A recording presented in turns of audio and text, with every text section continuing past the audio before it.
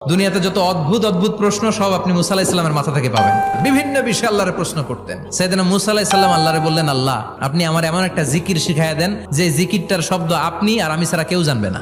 দিনে রাতে সব সময় এই জিকির আমি করব, আপনারে ডাকবো, কিন্তু শর্ত হলো এই জিকিরটা জানবে শুধু আপনি আর জানবো শুধু আমি। আল্লাহ বললেন, মুসা পড়ো লা ইলাহা ইল্লাল্লাহ। মুসা আলাইহিস সালাম কয়, মাবুদ এটা তো জাতীয় জিকির, সবাই জানে।